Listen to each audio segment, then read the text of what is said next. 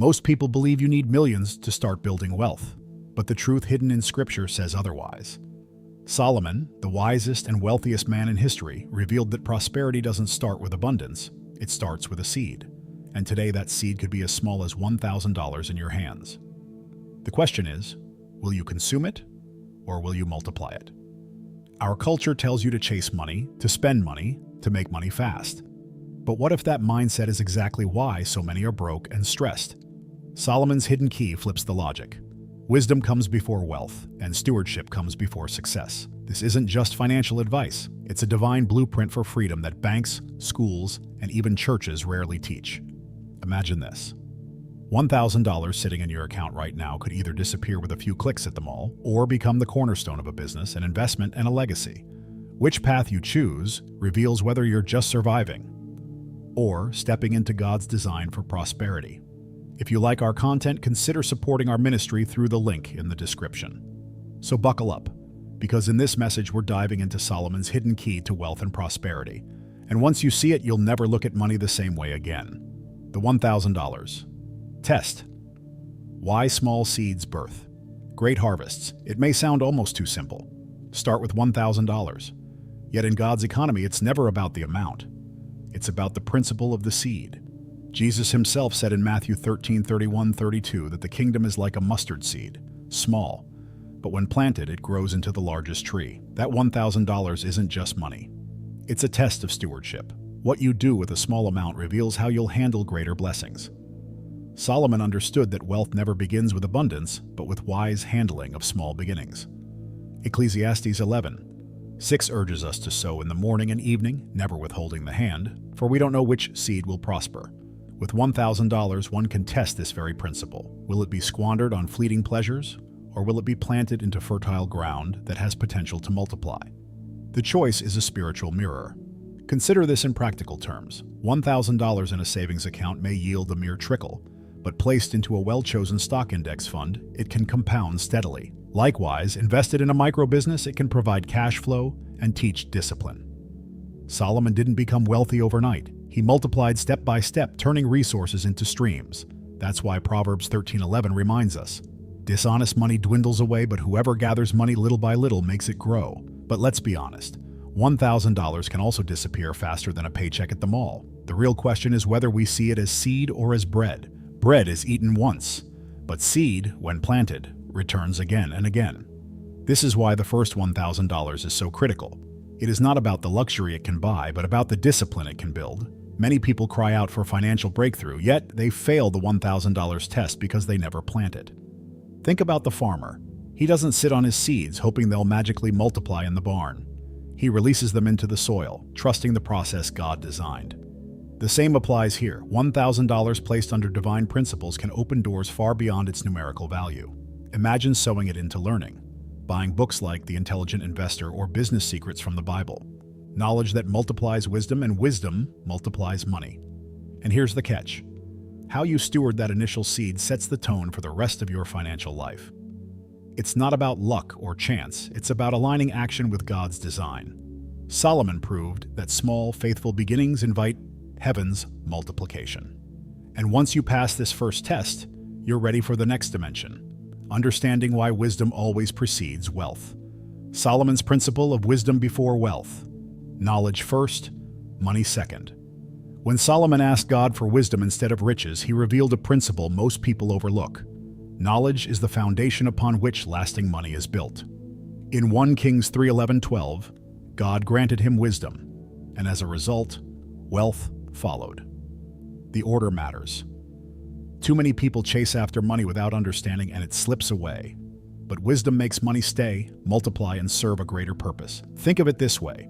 Someone can win the lottery and be broke in 5 years, while another person with modest means can steadily build the business empire through wisdom. Why?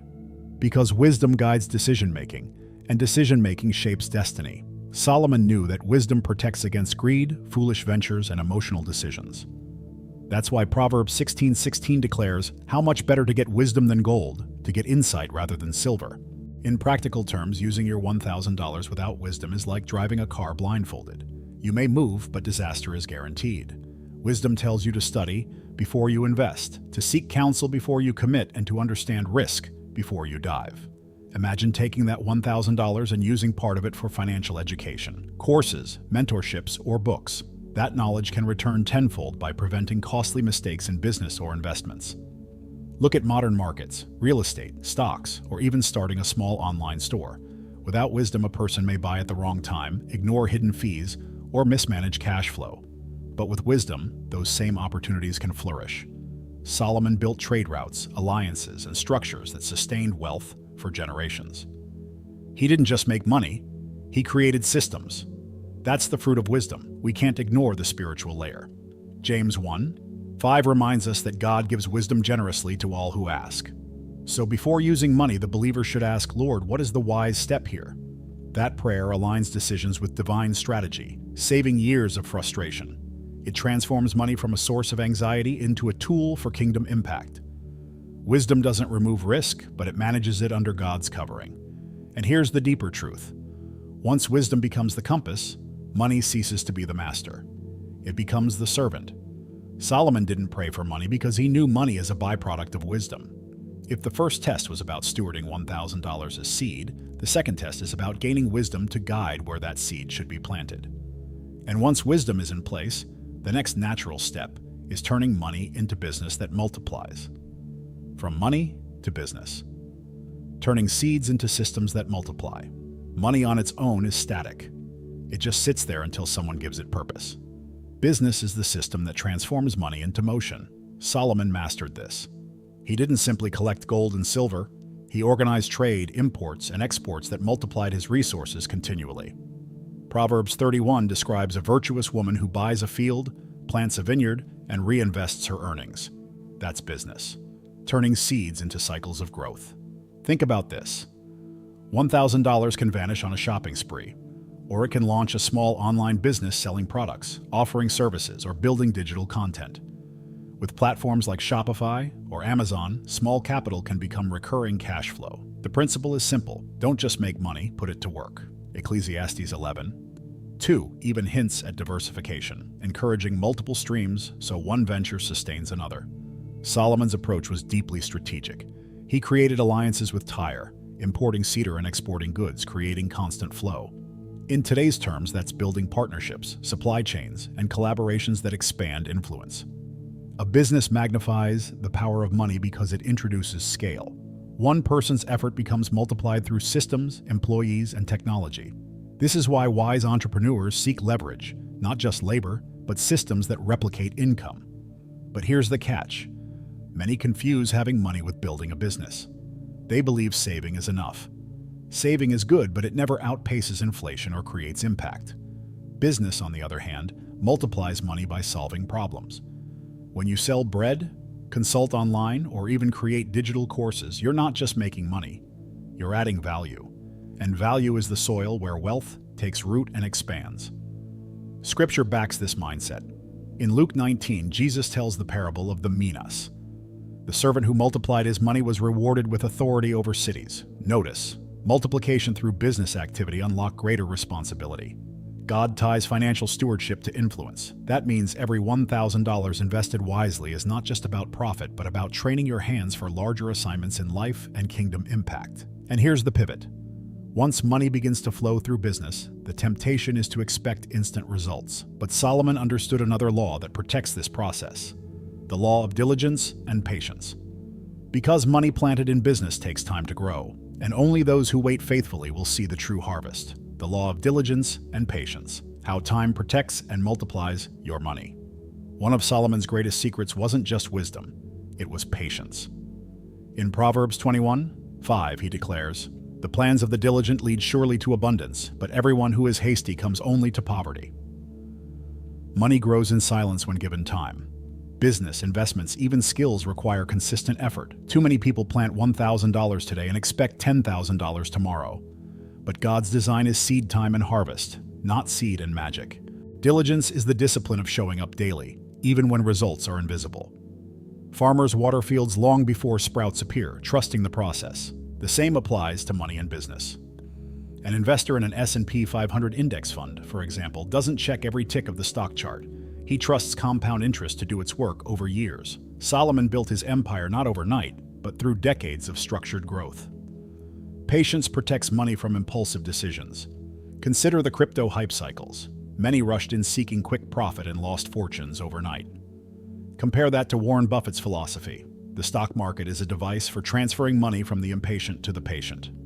Solomon would nod in agreement.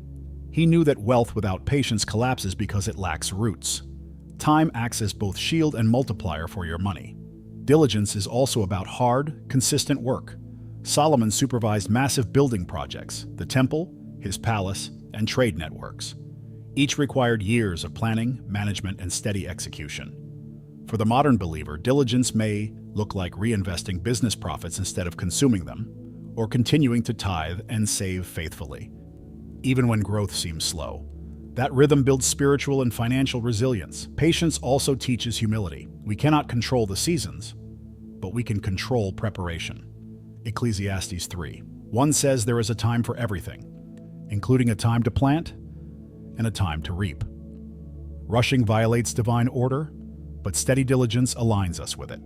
Just as a vineyard matures after years of care, so too do businesses and investments flourish after disciplined patience.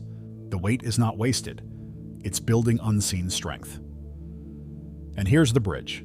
Diligence and patience prepare us to handle something even greater: diversification. Because once you've learned to nurture one seed until it grows, wisdom will teach you not to rely on a single harvest. Solomon spread his ventures, creating multiple channels of prosperity. That next principle reveals why true wealth is never tied to one source alone. Diversification God's way. Why Solomon spread risk and built prosperity. Solomon didn't put all his treasures in one basket. Ecclesiastes 11:2 gives us a striking financial principle. Invest in 7 ventures, yes, in 8. You do not know what disaster may come upon the land. This isn't just poetic wisdom. It's a blueprint for wealth protection. He diversified his business streams: gold from Ophir, cedar from Lebanon, trade in horses, and alliances with neighboring nations. Diversification was his shield against uncertainty. In today's world, this principle is clearer than ever. Imagine someone putting their $1,000 only into one risky stock. If that company collapses, the money vanishes. But if the same amount is spread between an index fund, a small business idea, and maybe even part in a high-yield savings account, the risk is reduced. Solomon's model teaches us that multiple streams of income secure stability when storms hit. Diversification isn't just about spreading money, but also spreading purpose. One stream may be your career, another a side business, another an investment portfolio, and another a ministry project. Each flows differently, but together they sustain prosperity. Proverbs 27:23 reminds us to be sure you know the condition of your flocks. In modern terms, that means tracking your different money flows, making sure none are neglected. Solomon's shipping fleets are a perfect illustration. He didn't only trade locally, he extended globally. For the modern believer, that could mean learning about international markets, digital businesses, or even diversifying skills. Investing in education, technology, and relationships are as important as diversifying money. Streams of knowledge fuel streams of income, and wisdom ensures they work in harmony rather than in chaos.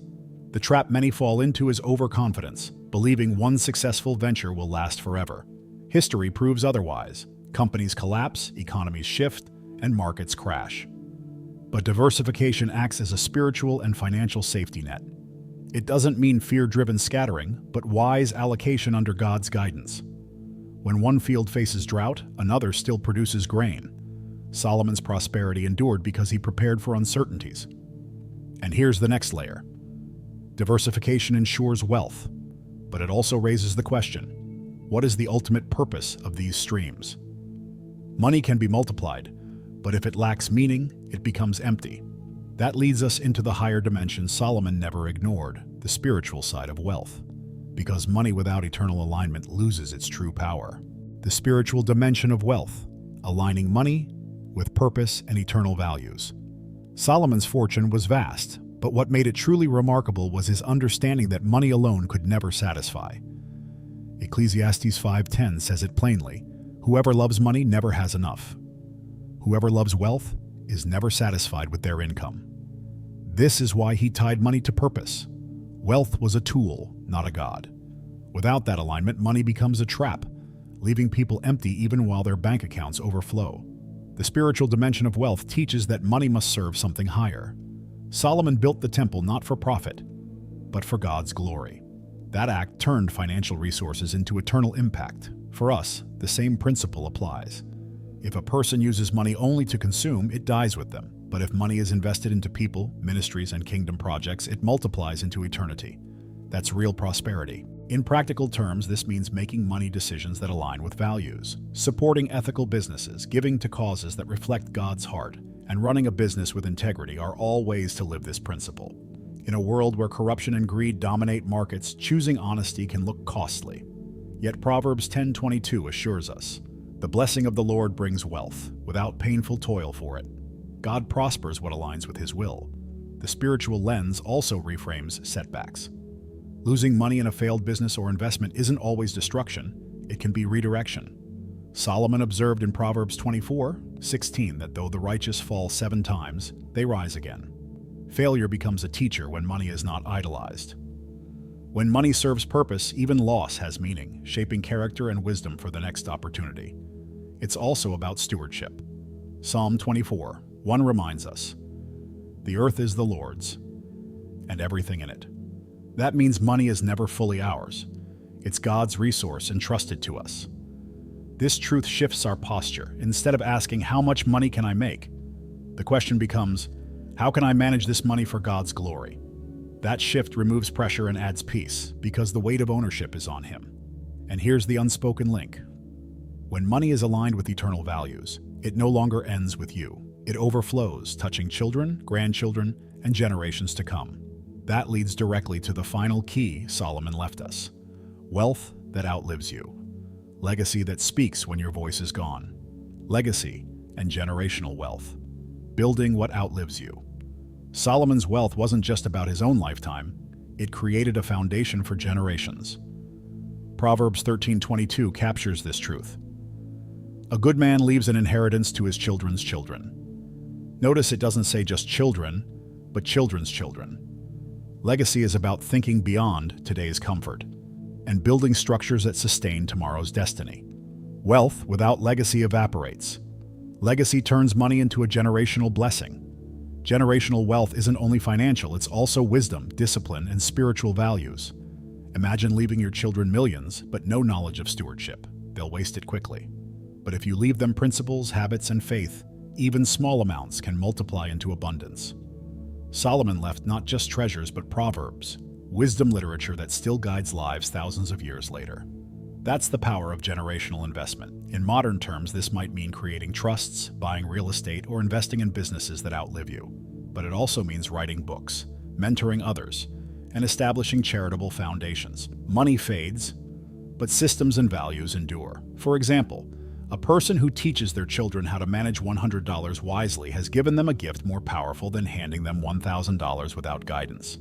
Legacy combines resources with wisdom, but let's not forget, legacy also includes spiritual inheritance. Solomon's temple wasn't just a building, it was a symbol of God's dwelling among His people. That structure influenced worship and identity for generations. Likewise, when you invest in kingdom work, you're building altars that continue to speak even after you're gone. Hebrews 11:4 says of Abel, "By faith he still speaks, even though he is dead." That's true legacy. Generational wealth requires intentionality.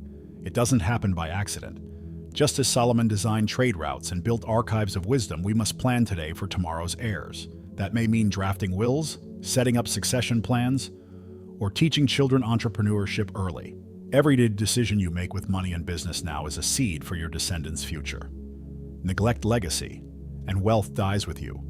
Build legacy, and prosperity multiplies. And here lies the final step.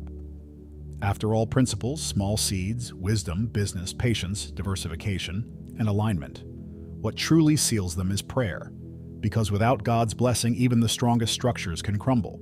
Now you've seen that Solomon's hidden key isn't about chasing luck or waiting for miracles.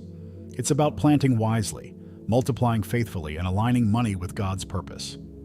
The truth is, your financial future will be shaped not by what you wish for, but by what you choose to do with the resources already in your hands. So I'll ask you, what will you do with your $1,000 seed today? Will you keep letting money slip through your fingers? Or will you finally put it to work? Will you treat money as a temporary comfort, or will you build a business and a legacy that blesses generations? These are not just financial questions, they are spiritual ones, because how you steward money reveals how much you trust the God who gave it to you. Write in the comments, "God gave me power to create wealth, and I accept it."